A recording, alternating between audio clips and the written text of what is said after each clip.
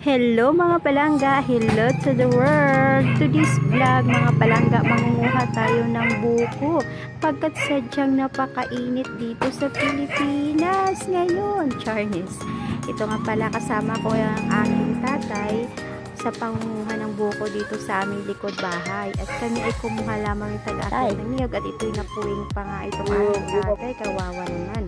O ayan guys, nakikita ninyo ang nangunguha ng niyog ay aming kapitbahay na atasa namin. Nagbayad lang nga pala kami sa kanya ng 100 piso para umakyat ng dito sa niyog sa likod bahay namin guys, para makakuha tayo ng buko. At ito nga ay tinatry na namin kung ito nga bang buko na kinukuha niya ay may laman o wala, o diba? O ito na guys, o marami na siyang nakuha at marami na tayong na-try. Mamaya nga pala guys, igagawa natin itong buko bilang buko pandan. Kasi masarap ng buko pandan na malamig guys kainin. Lalo pat ngayon, sobrang init dito sa amin sa Pilipinas. Parang nasa disyerto, o diba? Ayan. Ang tatay ko, pupunta na siya doon, no? Itatry niya at iiyak. Ha? Parang alang. O ito guys, yung unang try natin ay alang-alang. Ibig sabihin, wala pa siyang laman. Buti na yung ikalawa, medyo okay, may laman na siya. Ang umakyat nga pala ng niyog natin guys ay bumaba na. Saan nga ba siya pupunta? Di sa kabilang niyog siya. Kasi lilipat siya guys, kasi dito sa niyog na unang inakyatan niya, wala masyadong laman na buko. Yung tinatawag natin na butong. Ito yung buko na ginagawa nating buko pandan guys. Yung kung sa ano pa ay hindi siya matanda na niyog. Kung bata niyog or butong. Charnes, o diba?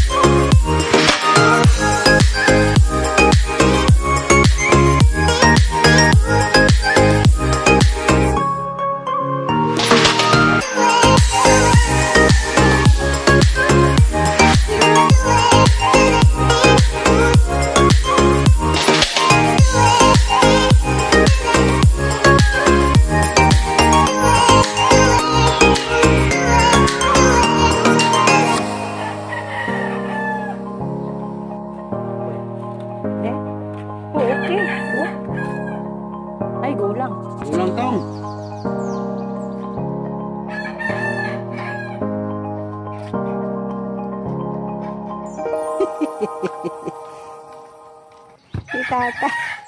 Si tatay ang tagahakot sa buto.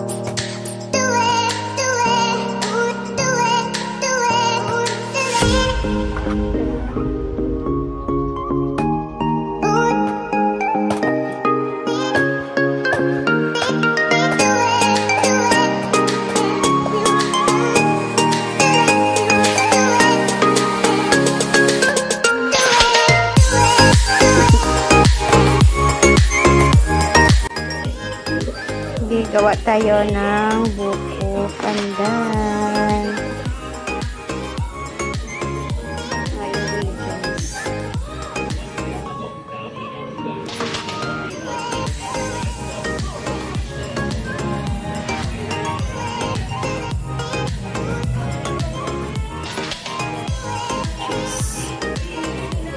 Whole kernel corn.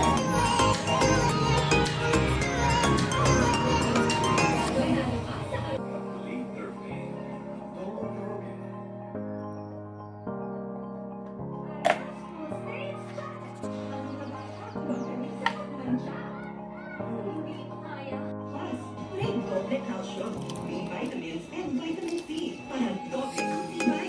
Bear Brand Adult Plus.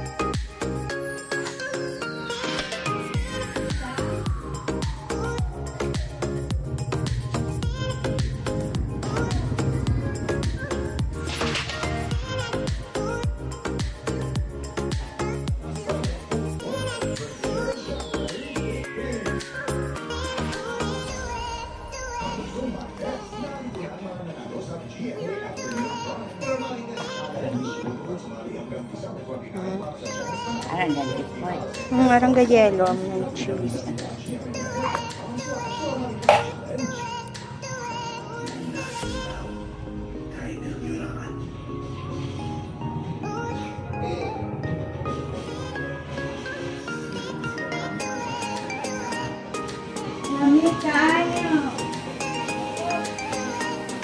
Ito na mga palangga, ready na ang ating yummy at creamy buko pandan with cheese. It's very juicy. Please don't forget to like, subscribe, and ring the bell button para updated kayo sa susunod pa na mga video. Stay tuned. Thank you for watching. Sa uulitin. Babush! God bless everyone!